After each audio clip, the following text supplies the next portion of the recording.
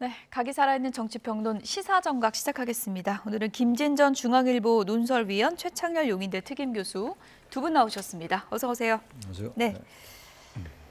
국민의힘 한동훈 대표가 어제와 사뭇 다른 결의 입장을 밝혔습니다. 한동훈 대표 오늘 입장부터 듣고 오겠습니다.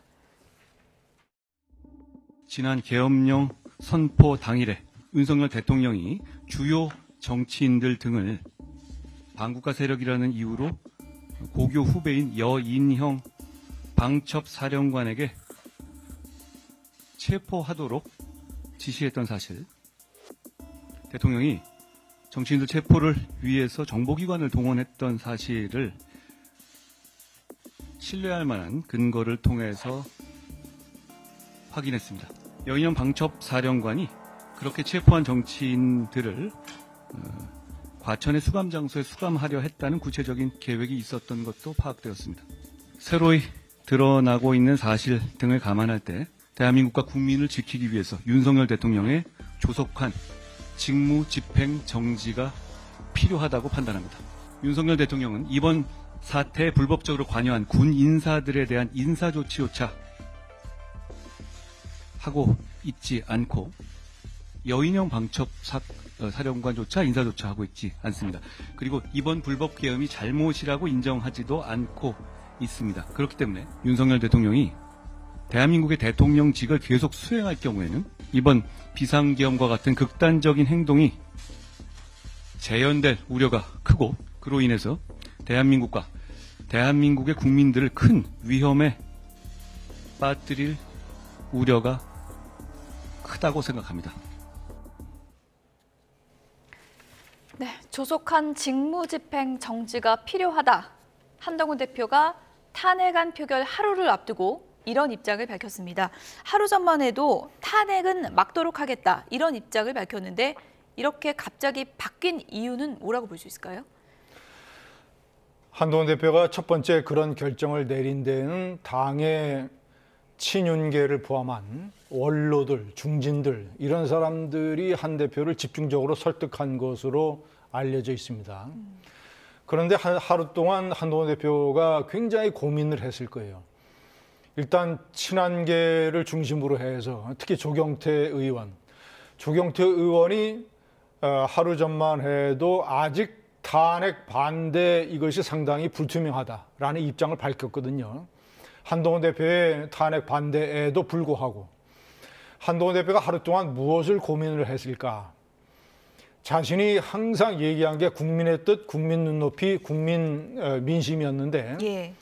리얼미터의 여론조사에서 탄핵 찬성이 73.6%라고 하는 충격적인 결과가 나왔습니다. 예. 그런데 탄핵 반대를 자기가 천명한 것은 한동훈 대표가 스스로 내걸었던 어떤 국민정치 이념을 정면으로 배반하는 것이고, 이러면 자기 자신이 앞으로 정치적인 어떤 생존에 커다란 위협이 된다, 이런 인식이 있었을 것이고, 두 번째는 국회 국방위에서 드러난 여러 가지 탄핵의 계엄의 뒷얘기들, 엄청나게 엉성하고 부실하고, 그리고 또 결정적으로 김용현 전 국방장관이 국회의 탄핵 해제 요구 결의 총회를 저지하려고 했다, 국회에 투입을 시킨 것은, 그런 얘기에서 제가 판단할 때는 한동훈 대표가 굉장히 본인의 정치적인 입지에 관해서 위기의식을 느꼈고, 이번에 이것을 탄핵을 반대했다가는 앞으로 자기가 이번뿐만 아니라 다음에도 대통령 선거에서 유권자들에게 표를 달라고 할 수 있는 명분이 없어질 것이다. 대단히 위험하다. 그런데 그래서 저는 입장을 선회할 명분을 찾고 있었다고 봅니다. 예. 여인형 방첩사령관 이 얘기는 그 중에 하나고, 예, 기다렸던 명분 중에 하나가 드러난 것이고, 여론의 압도적인 탄핵 찬성, 기타 등등 본인의 정책, 이번에 이 탄핵이 이제 받아들여져서 빠르면 4, 5개월 만에 대통령 선거가 치러지고, 설사 본인이 대통령 후보가 돼서 대통령 선거에서 패한다 하더라도 이번에 탄핵을 찬성을 해놔야 다음이라도 가능하다라는 정치적인 판단 했다고 봅니다. 예. 그러니까 탄핵을 막아보려고 했지만 새로운 사실들을 듣고 숙고를 해보니까 그건 아닌 것 같다. 이런 입장을 한동훈 대표가 밝힌 건데 그 새로운 사실 중에 하나가 바로 그겁니다. 정치인을 이제 체포하라는 지시를 내렸다는 것을 확인했다는 거고 뭐 과천의 수감 장소까지 지정해 놨다는 거 아니겠습니까? 그 얘기는 그 계엄 당일날 이미 민주당에서 나왔던 얘기죠. 예. 이재명 대표, 한동훈 대표, 우원식 국회의장을 체포하려는 체포조가 있었다는 얘기 나왔던 얘기예요. 근데 그게 이제 확실하게 근거가 나왔던 건 아닌데 오늘 저 한동훈 대표의 발언을 보면 분명한 근거를 가지고 있는 것 같아요. 그 전에 들었다 이런 얘기가 아니잖아요. 예. 하루 만에 그야말로 탄핵에 찬성을 했다는 거는 내일이 표결이 아닙니다. 내일 표결인데 그건 탄핵이 가결될 수 있는 거의 완전한 조건이 성숙되고 있는 거란 말이죠. 그러니까 저는 한동훈 대표의 저런 생각이 좀 오히려 때가 늦었다고 생각해요. 계엄 조치 있은 다음에 한동훈 대표가 뭐라고 그랬습니까? 위법하고 위헌적인 계엄이라고 얘기했잖아요.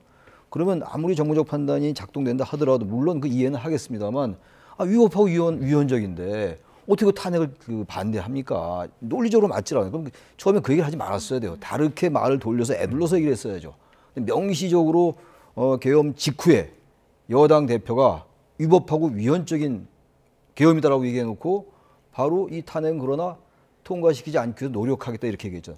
논리적으로 맞지는 않아요. 어차피 이유가 무엇이 됐든 간에 저는 한동훈 대표가 제대로 판단을 한 게 아니냐. 그리고 사실 그동안 한동훈 대표의 이 행보가 최상병 특검도 제3자 추천 얘기하다가 사라졌고 김건희 여사 특검도 국민의 눈높이를 얘기하다가 그것도 사라졌고 말이죠. 특별감찰관도 그렇고 이번도 마찬가지였거든요. 계엄 조치 직후에 그런 말을 해서 역시 여당 대표에서 할 말을 하는구나 이렇게 봤는데 또 탄핵은 반대한다는 식으로 나오니까 예. 과연 한동훈 대표의 정치적 정체성은 뭔가 그랬는데 아무튼 나름대로의 명분과 어떤 이유를 찾은 것 같다는 생각이 듭니다. 네.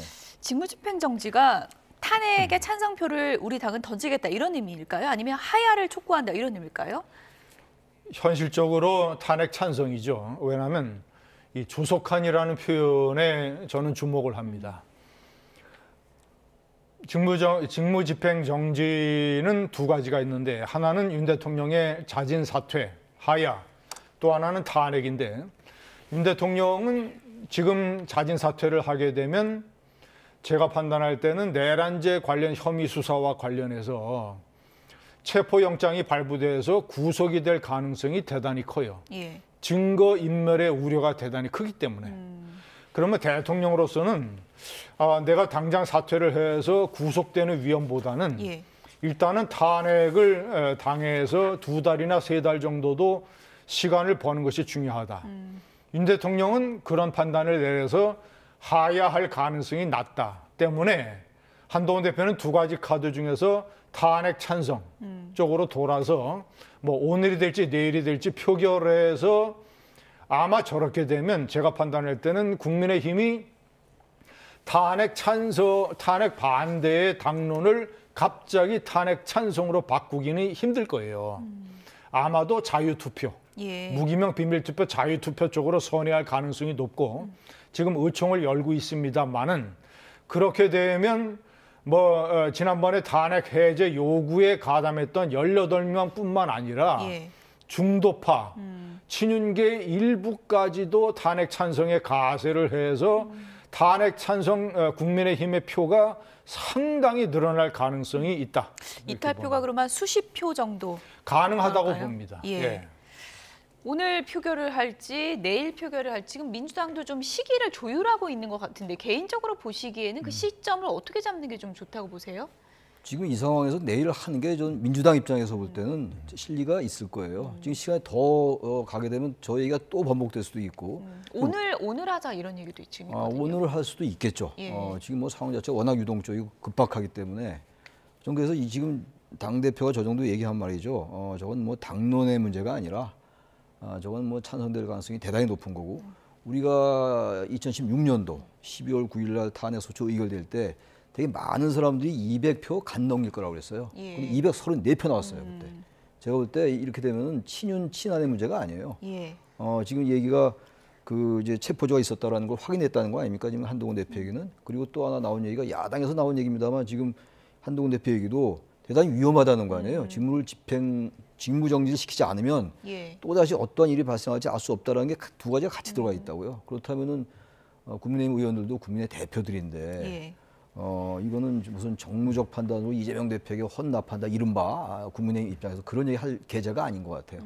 그래서 저는 이대로 가면 오늘이나 내일 이제 표결이 이루어질 텐데 탄핵 가결될 가능성이 대단히 높다라고 생각을 합니다. 계엄 해제 이후에 한동훈 대표가 이제 용산 가서 윤석열 대통령을 만났잖아요. 오늘 이제 발언을 보면은 잘못됐다는 걸 인식하지 못하고 있다 이런 내용도 들어 있는데 그 대화에서 뭔가 좀 희망을 찾지 못했다 이렇게도 볼 수 있을까요? 그런데 물론 그렇죠. 그때 대통령실에서 거짓말을 했죠. 이견이 없었다고. 명백한 거짓말이고 대통령은 자기 주장을 고집을 했고 그리고 심지어는 이제 체포조 문제에 관해서도 계엄군이 포고령을 집행하기 위한 것 아니었겠는가 라는 식의 사실상 이해가 안 되는 발언을 했단 말이죠. 그런데 중요한 것은 한동훈 대표가 그 회동에도 불구하고 처음에는 탄핵 반대를 했다는 것이죠. 그래서 저는 한동훈 대표가 오늘 이제 여러 가지 명분을 대해서 선회를 했습니다만은 1차 한동훈 대표의 중대한 미스였다. 실책이었다. 판단착오였다. 대통령이 되겠다고 마음을 먹은 정도의 정치 지도자라면 그 정도의 위기 상황에서 당이 어떻게 가든 자신이 어느 편, 중심, 대의, 민주주의 이 편에 서야 된다는 판단을 해야 됐는데 정치 경험 미숙으로 미스했다.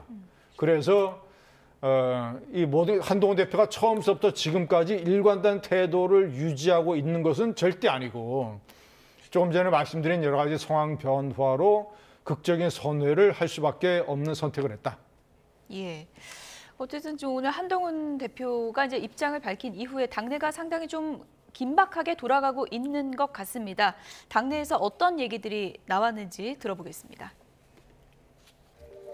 사실은 배경이 뭐라고 생각하시는지 궁금합니다.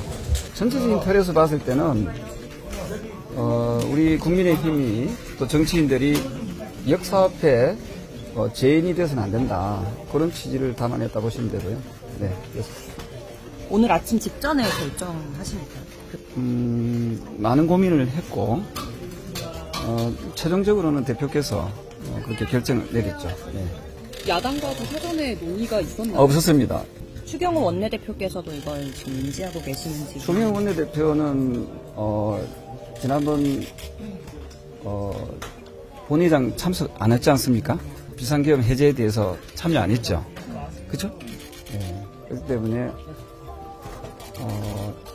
원내대표로서의 어떤 신뢰가 많이 좀 무너진 그런 상황이라고 보시면 되겠네요. 토요일 7시 탄핵 표결이 아니라 오늘이라도 본회의 열어서 탄핵 표결 해야 한다고 보시나요? 네, 그렇습니다. 저는 하루라도 빨리 시간도 더 단축하면 더 좋겠다. 시간을 더 단축해서 본회의를 열어야 된다 생각합니다. 저는 최고위원으로서 사실관계를 아직까지 확인하지 못했습니다. 그래서 사실관계가 확인되면 그 다음 단계에서 좀 제 결론을 말씀드리는 것이 좋지 않을까라고 생각합니다. 네, 당내에서 지금 뭐 이런저런 의견들이 지금 나오고 있는 상황일 테고요. 윤상현 의원 같은 경우에는 이제 탄핵에 이제 공개적으로 탄핵은 안 된다 이런 이제 입장도 나오고 있는 것 같은데 국민의힘이 이제 당론으로 정하진 않고 자유투표로 갈 거라고 보십니까? 당론을 이제 다시 변경을 해야 되는 건데 탄핵 찬성으로 당론을 변경할 수 있을 것이냐. 시간도 너무 짧고 그렇게 하기 좀 어려울 거예요.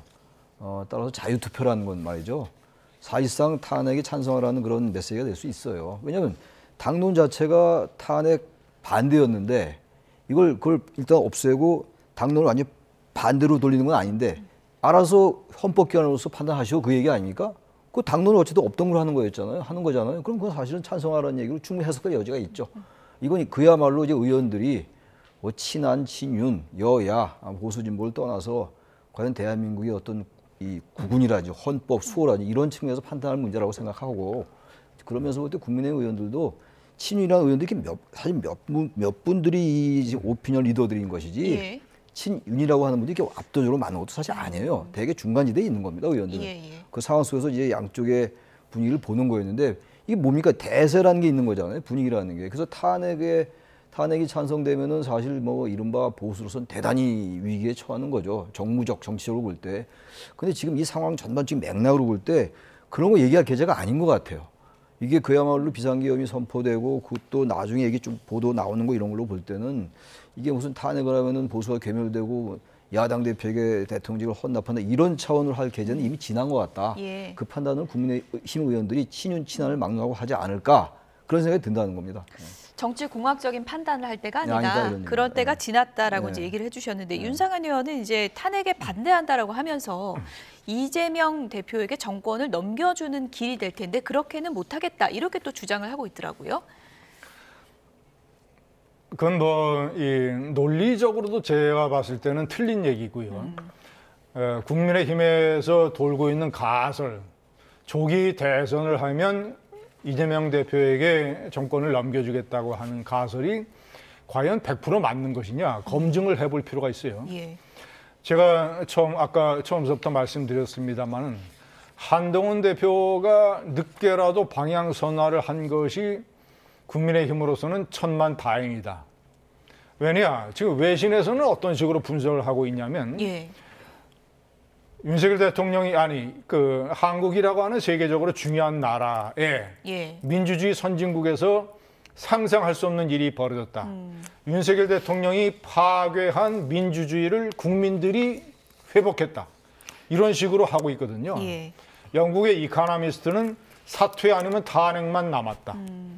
포린 팔러시는 굴욕적으로 실패한 셀프 쿠데타였다.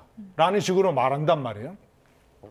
아니 이런 상황에서 모든 것이 자명한데 처음에 탄핵에 반대를 했다는 입장을 그대로 유지했으면 이재명 대표에게 조기 대선에서 이재명 대표에게 정권을 넘겨준다는 가설이 맞죠. 그런데 이제 탄핵에 반대하고 나섰고 탄핵 표결 결과에 따라서 상당수의 의원들이 찬성의 가세를 하면 늦게나마 국민의힘이 정신을 차렸구나. 늦게나마 여론과 민주주의와 이런 쪽에 섰구나라고 해서 대통령 선거를 치를 수 있는 최소한의 명분은 된다. 그러면 박근혜 대통령 탄핵 사태에 비교를 해서 이번에는 빠르면 4개월 내지 5개월 후에 조기 대선이 이루어지게 됩니다. 예. 탄핵이 인용이 되면. 예. 그러면 내년 4월이나 5월 시간도 많이 남았고 그런데 내년 4월, 5월까지 조기 대선이 치러지게 된다면 이재명 대표의 2심, 3심 대법원 선고가 그 안에 이루어지지 않을 가능성이 높아요. 예, 일단 조기 대선이 탄핵이 인용돼서 조기 대선 날짜가 정해지면 예. 사법부가 재판을 중지할 겁니다. 그렇군요. 네, 그러면 이재명 대표가 저쪽에서는 대통령 후보가 될 가능성이 높아요. 국민의힘에서는 현재 상태에서는 한동훈 대표가 대통령 후보로 될 가능성이 유력합니다. 한동훈 대 이재명인데 한동훈 대표가 늦게나마 이제 민주주의 쪽에 입장을 섰기 때문에 대통령 선거를 치러 볼 만하다. 그리고 이재명 대표의 사법 리스크 문제를 가지고 이제 싸우게 되면 그래서 뭐 정권을 헌납한다 이런 가설은 100% 맞지 않는다. 예. 어쨌든 이재명 대표의 입장에서는 이제 대권 가도에 있어서 좀 일종의 뭐 사법 리스크를 상당히 희석할 그렇죠. 수 있는 그런 이제 기회가 찾아온 거고 그렇게 되면 민주당 야권 자체가 이재명 대표 좀 주위로 좀 더 집결할 가능성이 높아지는 거 아닙니까? 당연한 말씀이죠. 예. 지금 그게 아니더라도 예. 저는 이제 엊그저께 그 비상계엄이 아니더라도 말이죠. 예. 저는 2심이 나와도 2심이 나와도 이재명 대표의 위상은 잘 흔들리지 않을 것이다라고 이제 말씀드렸는데 이미 그 상황이 아니에요. 예. 2024년도 12월 3일 밤 10시 28분 이전과 이후는 완전히 다른 겁니다. 지금 이 상황이라면 이재명 대표는 사법 리스크가 거의 완전히 원천적으로 해소되는 거예요. 아니 김현 말씀 100% 맞는 게 예. 만약에 조기 대선 날짜가 잡혔다. 절대 사법부가 2심 판결 못 내릴 겁니다. 판결을 아마. 내릴 수가 없는 낼 수가 상황이 없어요. 된다. 예. 633이라는 게 지금 조희대 대법관이 예. 대법원장이 얘기하고 있는 겁니다만 대선 날짜가 정해지고 야당의 대선 후보인데 2심 절대로 못 열죠. 제가 단언하기는 어려운데 예. 뭐 사법부의 판단 제가 함부로 예단할 수는 없는 것이긴 합니다만 제가 볼 때 그럴 것 같아요. 그렇다면 사법 리스크란 말 자체는 결국 국민들이 여당 후보가 누구 나올지 모릅니다만 정치를 판단할 수밖에 없어요. 그리고 만약에 당선되면 사법 리스크는 이제 중지되는 거죠. 그러니까 이 상황 자체가 대한민국 헌정의 급변이에요. 급변이고 그러기 때문에 이건 알 수 없어요. 그리고 이제 일단 이 상황이 어떻게 마무리될지 모르겠습니다만 이재명 대표의 사법 리스크라는 게 예. 사법 차원에서는 중지될지 모르겠으나 이 여야가 이제 정상적인 상황에서 싸움을 해본다면 상황은 또 바뀔 수 있다. 그러니까 적어도 여당은 말이죠.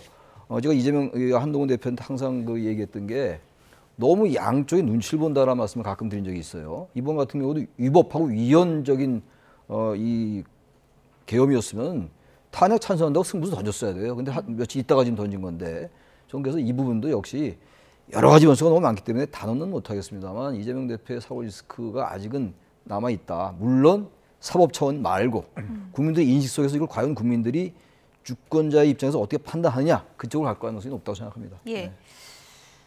국민의힘 의원들의 탄핵 표결 관련 입장이 지금 속보로 전해지고 있습니다. 이제 권영세 의원 같은 경우에는 현재 국민의힘의 당론이 탄핵 반대인데 이 당론을 변경하거나 유지하거나 하려면 여러 절차가 좀 필요하다. 이런 입장을 밝혔습니다.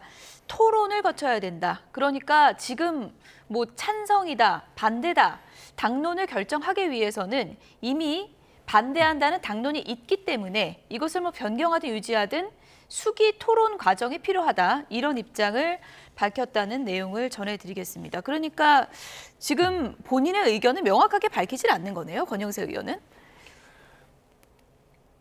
그렇죠.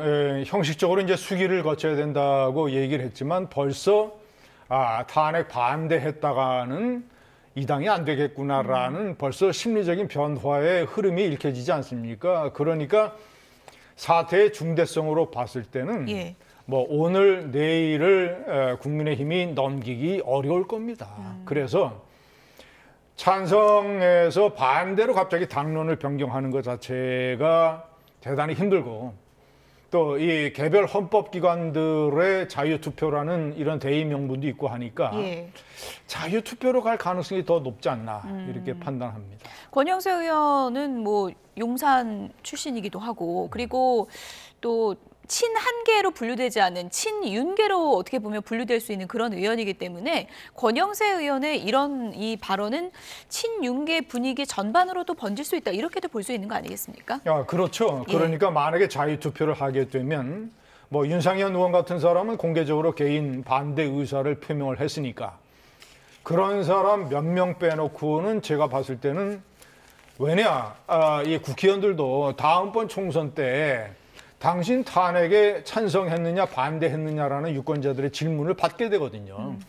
이거는 박근혜 대통령 탄핵하고 다릅니다. 예. 박근혜 대통령 탄핵은 찬성 반대가 애매모호한 경계선상에 있었던 것이지만 보수 유권자들로 봤을 때 이것은 너무나 명백한 윤석열 대통령의 중대한 역사적인 잘못이기 때문에 이것을 탄핵을 반대했다가는 예. 다음번 총선 때 개별 국회의원들이 선거 치르기가 상당히 어려워질 것이다. 특히 권영세 의원 같은 경우는 용산 수도권인데 벌써 제가 봤을 때는 저런 식의 언급이 나오는 거는 벌써 탄핵 찬성 쪽으로 그런 흐름이 친윤계 내에서도 번지고 있다.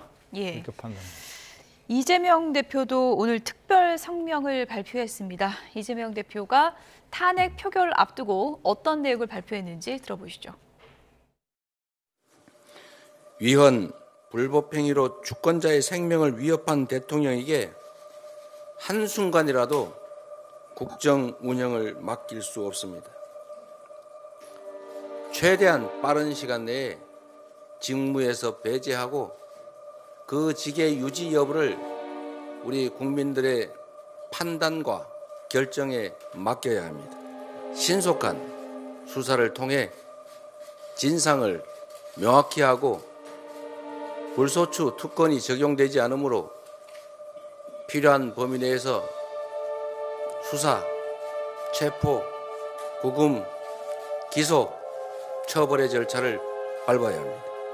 한동훈 대표께서 직무정지에 동의한다고 말씀하셨다고 하니 늦었지만 참으로 다행스럽게 생각합니다. 그러면 혹시 한동훈 대표에게 공식적으로 만남을 제안한다거나 진행 중인 사안이 있는지도 궁금합니다. 지금 이 순간이라도 만나야죠.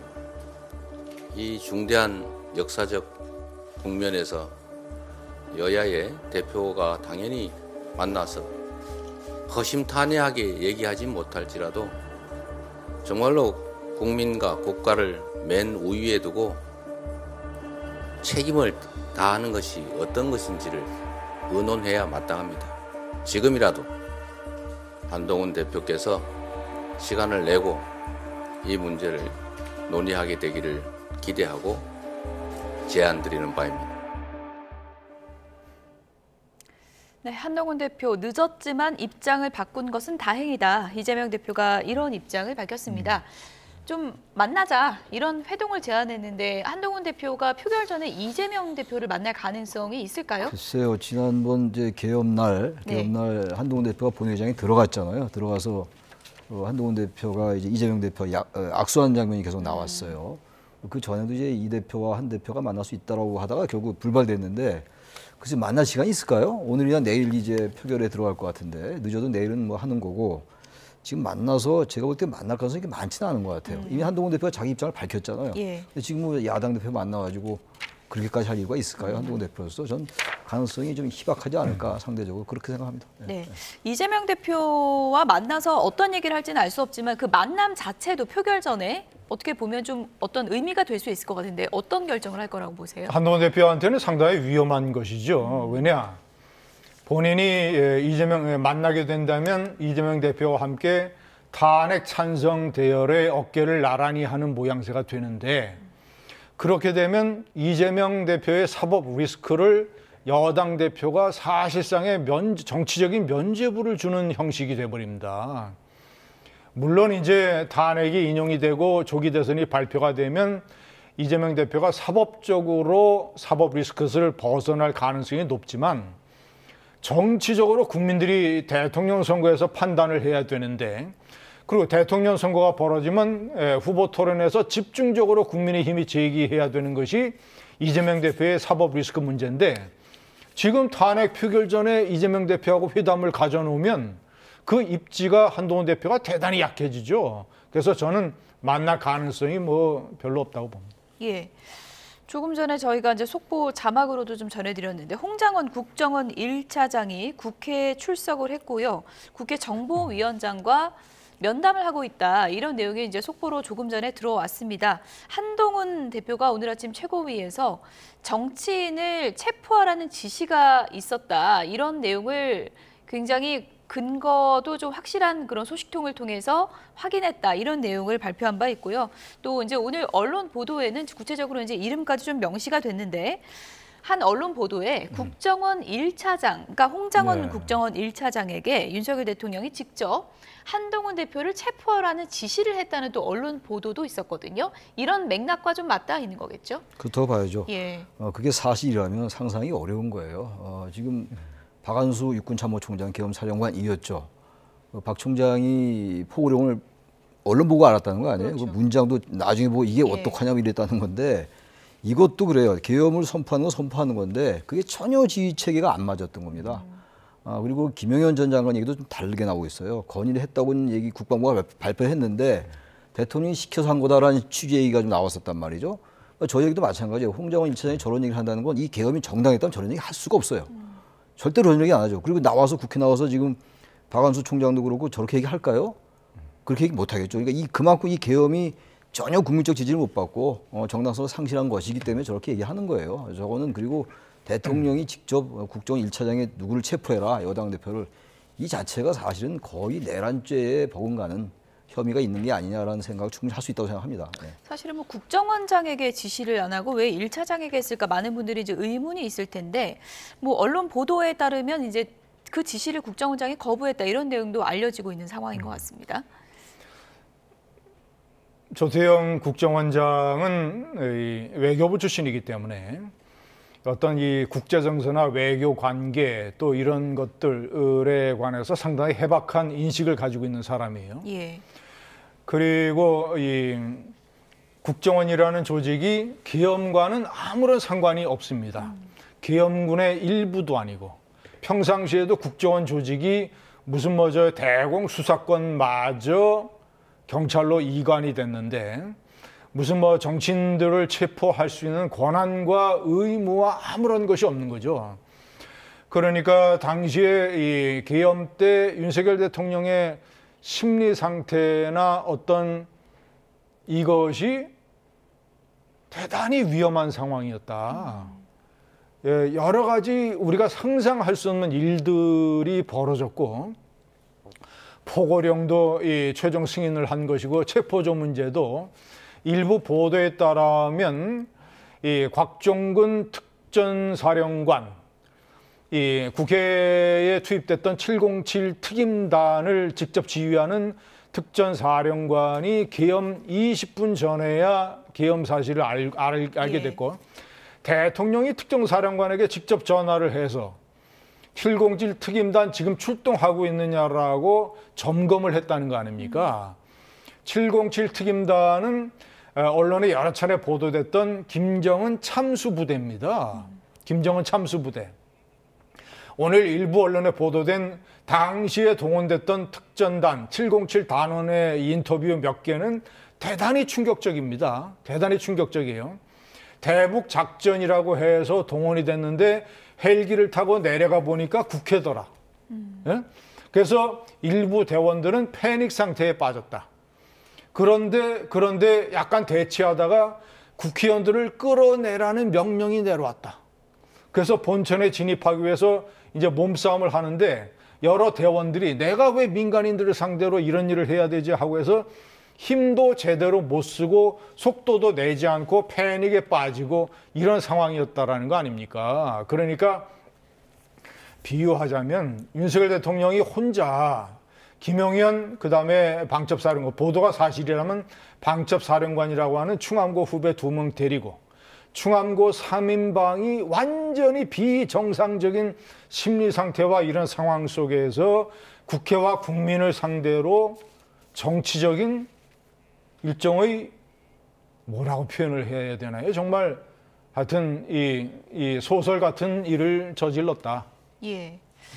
당시 상황, 계엄 선포 이후 상황과 관련해서 뭐 여러 가지 얘기들이 지금 나오고 있는데 중앙선관위에 계엄군이 글쎄요. 들이닥쳤습니다. 그것도 국회보다 많은 인원이 더 이른 시각에 투입이 됐어요. 그렇죠. 앞서 중앙선관위원장이 명백한 위헌이다 이렇게 얘기를 하기도 했는데 김용현 전 장관이 이거 부정선거 의혹 알아보기 위해서 갔다고 하잖아요. 글쎄요, 그 부분은 어떻게 보세요? 선거관리위원회하고 계엄하고는 아무런 관련이 없어요. 왜 계엄군이 거기를 갑니까? 그리고 국회보다도 또 먼저 갔다는 거 아니에요? 포고령 발표가 거의 동시에 거의 들어갔다는 건데 선관위에. 그리고 인원도 더 많이 들어갔어요. 국회에 진입한 병력보다 더 많은 병력이 선관위를 점거했는데 이게 부정선거 관련 자료를 가지고 가려 들어갔다는 거 아니에요? 그럼 IT 전문가도 동원했다는 그런 뭐 일설도 있던데 예.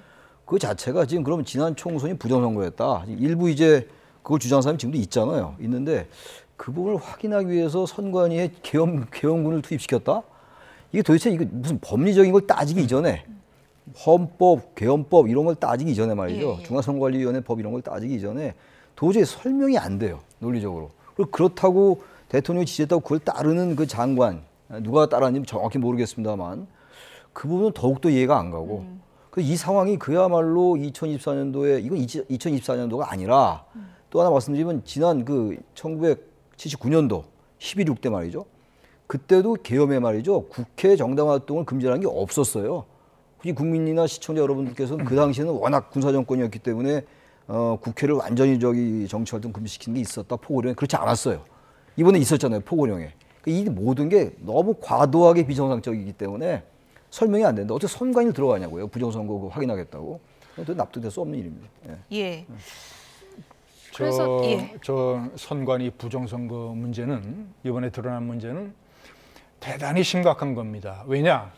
비상계엄을 선포했을 때의 대통령의 심리 상태나 정치관 이거를 넘어서 윤석열 대통령이 대통령 취임서부터 대통령직을 유지한 지금까지 2년 반 동안 정치 상황과 국내 문제에 관해서 제대로 된 인식을 가지고 있었느냐에 대해서 근본적인 의문이 제기되는 거예요. 이준석 대표가 언론에 얘기한 증언에 따르면 이준석 대표가 이제 대통령 후보 입당한 윤석열 후보를 처음 아크로비스타 자택에서 만났을 때 윤석열 후보가 이렇게 얘기했다는 거 아닙니까? 검찰총장 시절에 내가 선관위를 털려고 했었다. 털고 싶었다.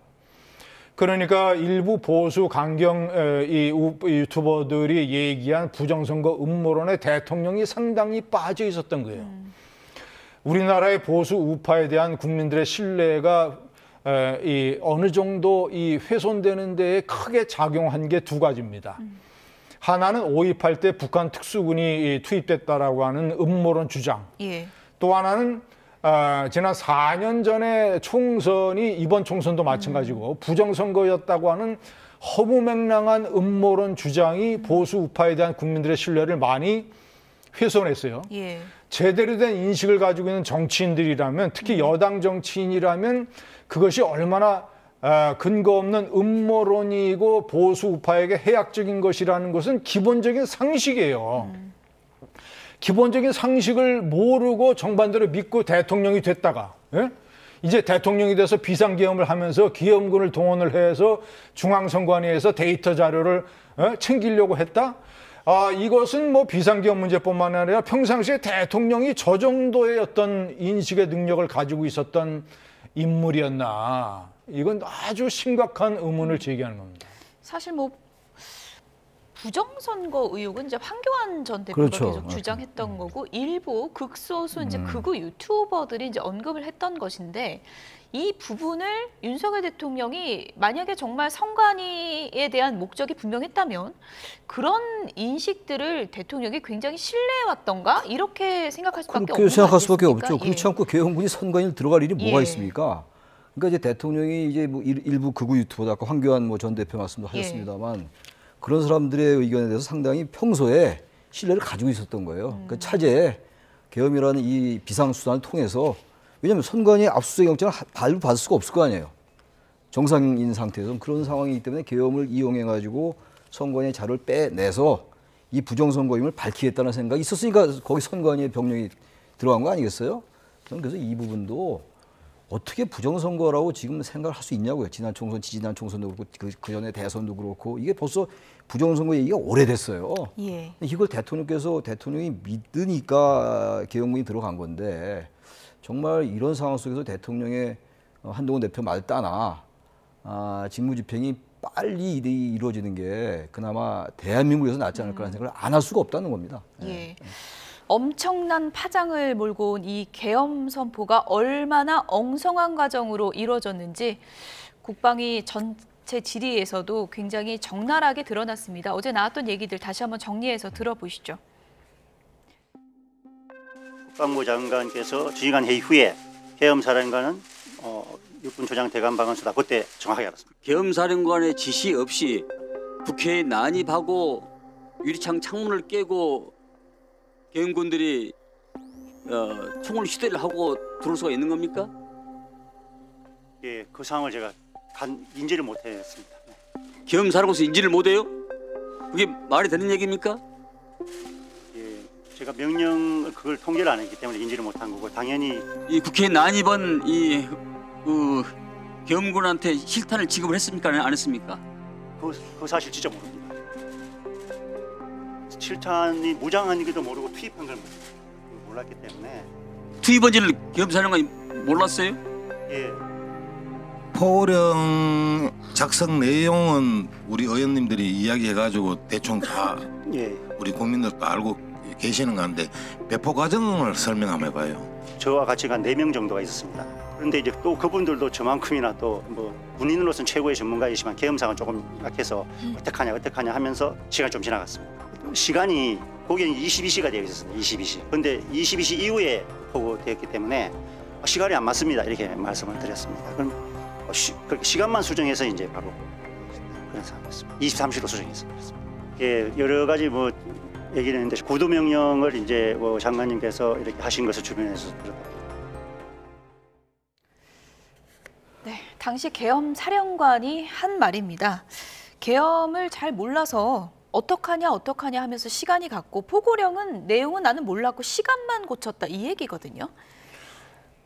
계엄 업무를 총괄 지휘하는 계엄사령관이 대통령의 계엄 선포를 언론을 보고 알고, 그리고 일방적으로 이제 그 이후에 계엄사령관 임명 통보를 받고 김영원 국방장관이 주도한 포고령 내란죄 혐의가 상당히 짙은 포고령을 받고 시간만 고쳐서 발표를 하고 실질적으로 포고령에 따라서 국회에 병력을 동원한 특정 사령관은 계엄 선포 20분 전에 알고 그러면 이 계엄은 대통령과 김영원 국방장관, 여인철 방첩부대장 보도에 따르면 3인의 충안보 상인방이 서로 비밀리에 긴밀하게 협의를 하고 해서 다른 주요 지휘관들은 몰랐고 그런 식으로 했으니까 모든 것이 엉성하고 앞뒤가 많지 않고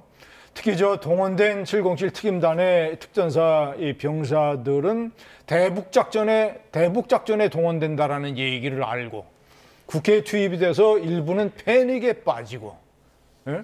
그 체포조의 진상도 다 드러나고 이러이러한 것으로 해서 저게 이제 저런 모든 것들이 이제 내란죄 관련해서 증거로 다 수집이 될 겁니다. 그래서 합동수사본부의 가능성도 있고 12.12, 5.18 사태에 버금가는 합동수사가 이루어질 가능성도 높다. 예. 일단 이 포고령이 상당히 좀 내용적으로 그렇죠. 위헌의 요소가 많다고 좀 문제가 됐잖아요. 지금 보니까 계엄사령관은 그냥 받았다는 거거든요. 거니까. 그러면 결국은 이걸 누가 썼느냐 이것도 추후에 좀 문제가 될 것 같습니다. 그 계엄사령관은 그 문장을 보고 예. 이게 좀 뭐지 뭐 분내 4명하고 협의를 했다는 거 아니에요? 그런데 이게 어떡하냐 아까 나오잖아요 그 얘기가. 근데 포고령 문장을 보면 말이죠. 거의 국회 아까 제가 잠깐 말씀드린 게 79년도 12.6 때도 비상계엄 선포될 때 그런 얘기가 없었다고요. 국회 정당활동 정치 금지가 없었고 87년도 구차기원 그 민주화 헌법에 따라서 이제 그 계엄을 견제하기 위해서 그 조항이 들어간 거예요. 국회 해제 결의할 수 있는 거, 의결할 수 있는 거. 그러니까 국회는 당연히 계엄의 예외 지역입니다. 근데 그 포고령 1호에는 국회, 지방의회, 정당 등의 정치활동 금지라고 명확하게 명시되어 있거든요. 그럼 맨 마지막에 보면은 전공의들이 48시간에 복귀하자면 처단한다. 전공의들하고 도대체 계엄하고 무슨 상관이 있습니까? 여러 가지 상황을 볼 때 그게 법률 전문가들이 쓴 문장 같지는 않아 보여요. 최소한 법률을 최소한도 검토했으면 계엄법이라든지 그 헌법을 그런 문장이 안 나올 텐데 누가 썼는지 아직 알 수 없죠. 저건 뭐 계엄사령관 이름으로 나가면서 계엄사령관이 몰랐다는 거 이 자체도 도저히 설명이 안 되는 부분이에요. 누가 썼는지 알기가 어려운데 문장 자체가 대단히 조악하잖아요. 조악고 처단이라는 단어도 그 70년대 용어고 말이죠. 그런 생각이 들어서 이것도 밝혀질 대상이라고 생각합니다. 네, 관련해서 지금 뭐 속보가 계속 들어오고 있어서요. 속보 내용을 좀 전해드리도록 하겠습니다. 민주당의 이제 움직임도 지금 들어오고 있는데요. 민주당에서는 이제 탄핵 가결될 때까지 비상 상황실을 구성해서 가동하겠다 이런 입장을 밝혔습니다. 모든 당직자 국회 본청 집결을 공지한 상황이고요. 지금 한동훈 대표에게 회동을 하자 이런 제안을 했고 한동훈 대표의 답변을 기다리고 있다 이런 상황을 전했습니다. 국민의힘 쪽에서 조금만 기다려달라 이런 답을 전한 상황인데 여야 대표 회동이 진짜 이루어질지는 미지수인 상황입니다. 다시 한번 전해드리겠습니다. 민주당도 지금 탄핵안 표결 앞두고 긴박하게 움직이고 있습니다. 탄핵안 가결될 때까지 비상상황실을 구성하겠다 이런 입장을 밝혔습니다. 국회 정보위와 관련해서도 지금 또 한 가지 속보가 들어온 것 같습니다. 네, 오후 2시에 오늘 정보위 회의를 한다고 합니다. 국정원 1차장이 출석합니다. 앞서 전해드렸죠. 홍장원 국정원 1차장. 그러니까 지금 언론 보도에 따르면 윤석열 대통령이 홍장원 차장에게 한동훈 대표 체포를 지시했고 홍장원 1차장은 이 체포 지시를 거부해서 경질이 된 것으로 지금 알려지고 있는 상황입니다. 오후 2시니까 이제 잠시 후에 국정원 1차장이 이제 출석을 해서 윤석열 대통령의 한동훈 대표 체포 지시와 관련해서 어떤 언급이 있을지 주목되고 있습니다. 홍장원 차장을 지금 국회로 불렀다는 것은 이 체포 지시 상황에 대해서 들어보려고 좀 부른 거겠죠. 그렇죠. 그리고 이제 탄핵 소추안의 원안에는 이제 저런 것들이 명기가 아마 안 돼 있을 거예요. 그런데 탄핵 결정에 중요한 이제 이 근거 자료가 되는 내란죄 수사 이런 데에 홍장원 1차장의 증언이 상당 부분 유력하게 활용이 될 겁니다. 예. 그래서 대단히 주목되는 증언이라고 볼 수 있겠습니다. 예. 어쨌든 지금 국회가 상당히 긴박하게 돌아가고 있는 상황이고 한동훈 대표가 오늘 직접 대통령의 직무를 정지시켜야 된다 이런 입장을 밝힌 상황에서 대통령실이 지금 침묵하고 있거든요. 가장 중요한 것은요. 윤석열 대통령이 뭐 긴급 담화라도 좀 할 필요가 있다고 보십니까? 어떻게 보세요? 근데 긴급 담화라는 게 별로 의미가 없는 것 같아요. 대통령의 인식을 보면 민주당이 자유민주주의 체제를 전복하려 한다. 그래서 경고했다라는 얘기가 흘러나오는 거 아니에요, 지금? 그리고 이거는 저기 그 국정을 정상화하기 위한 거였다. 계엄이 그렇다는 거 아니에요? 근데 대통령의 인식이 뭐 며칠 사이에 바뀌겠습니까? 그럼 긴급 담화의 내용이라는 게 뭐겠어요? 그런 얘기를 한다면 이건 완전히 기름을 붓는 건데, 불에 기름 붓는 건데, 그 대통령실도 거의 마비된 거라고 저는 생각해요. 이미 다 사의 표명했고, 이 상황에서 일단 정당성이 결여됐는데, 누구 편인 걸 떠나서 말이죠. 사람이라는 게 자기 자신의 그 확신이 서야 돼요, 모든 일에는. 근데 지금 그런 상태가 아닌데 대통령실이 무슨 얘기를 하겠어요? 정진석 실장 이하 다 사의 표명했던 거 아닙니까? 저는 예. 대통령실의 기능은 이미 거의 마비됐다고 보는 게 그게 좀 맞다고 생각합니다. 네. 네. 어쨌든 대통령실에서도 윤석열 대통령 입장에서도 이제 탄핵 표결 전에는 왜 본인이 그런 선택을 했는지 등에 대해서 좀 직접적으로 입장을 밝힐 필요는 있다. 이렇게 보는 시각도 있을 것 같은데요. 어떻게 보십니까, 개인적으로? 근데 입장을 밝힐 만한 계제도 못 되고 입장을 뭐 무슨 얘기를 할 수가 있겠습니까? 그래서 제가 판단할 때는 윤석열 대통령이 이번에 나름대로 당당하지 못한 태도를 많이 보이고 있어요. 지금 드러나는 여러 정황을 보면 실제로 계엄을 해서 주요 정치인들을 체포로 하려고 했고 국회의 정치 활동을 상당 기간 마비시키려고 했고 김영원 장관의 증언에 따르면 해제 요구 결의를 못하게 국회에 병력을 투입을 했고 본인이 직접 707 이 병사들의 이동 여부를 사령관한테 전화를 걸어서 점검을 했고 본인이 정식 계엄을 하려고 했던 거예요. 그런데 사태가 자신에게 위험하게 되니까 야당에 대한 경고용이라고 발뺌을 했습니다. 그리고 국방장관의 사의를 수용을 하면서 국방장관에게 책임을 떠맡기는 듯한 제스처를 보이고 있어요. 우선 당당하지 못한 태도를 보이고 있다는 점을 지적을 하고 예. 오늘 이 순간에 윤석열 대통령의 심리 상태를 제가 추정을 해보면 도대체 내가 무슨 일을 한 거지? 이런 생각을 나는 하고 있을 것 같아요. 지금쯤이요? 지금쯤. 도대체 내가 무슨 일을 한 거지? 여러 드러나는 언론 보도 또 이 한동훈 대표의 반응, 국힘의 태세 전환, 여러 가지 외신들 반응 또는 뭐 이 한미일 동맹이 흔들리는 것 기타 등등 자신이 최대 업적으로 내세웠던 한미일 동맹까지 흔들리고 있어요. 그러면 이제 윤석열 대통령이 이제는 3일 13 사태에서 약 2일 반 정도가 지난 이 시점에서는 내가 도대체 무슨 일을 한 거지? 라는 생각에 빠져 있을 거라고 저는 봅니다.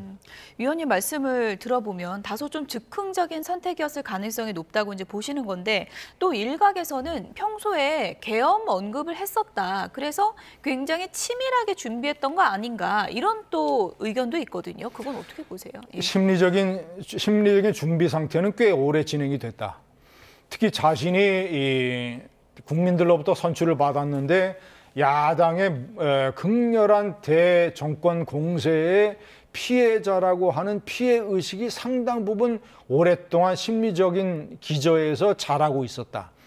그 나타난 반증이 지난번 대국민 기자회견에서 국민들한테 내 처 김건희 여사가 악마화되고 있다라는 표현을 썼다라는 것.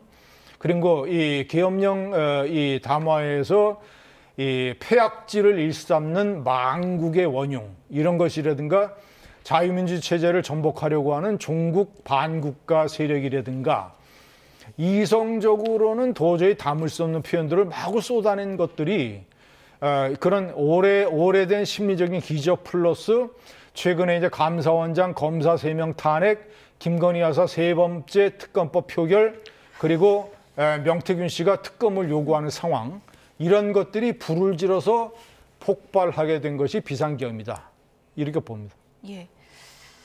결국은 뭐 지금 표결이 이뤄지기 전이긴 하지만 결국은 윤석열 대통령과 상당히 깊은 인연이 있는 한동훈 대표가 결정적인 순간에 이제 이별을 정치적 그렇죠. 이별을 하게 된 건데요.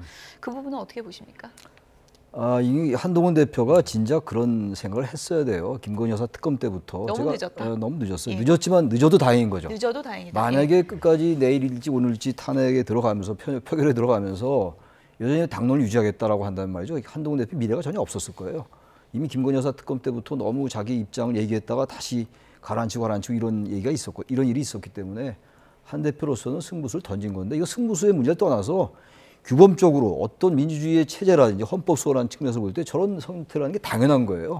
저는 어젠가 그저께 위법하고 위헌적이라는 계엄을 얘기해 놓고는 탄핵에 대해서 반대하는 것 같은 태도 도저히 이해가 안 갔거든요. 어제 저녁만 해도. 예, 예. 오늘 어쨌든 정상이 됐다고 생각합니다. 예. 네, 알겠습니다. 어쨌든 지금 탄핵 표결 시간도 변동 가능성이 네. 있고 표결 전에 또 여야 움직임도 긴박하게 돌아가고 있기 때문에 계속해서 속보를 통해서 전해드리도록 하겠습니다. 김진전 중앙일보 논설위원, 최창렬 용의대 특임 교수 두 분이었습니다. 고맙습니다. 예.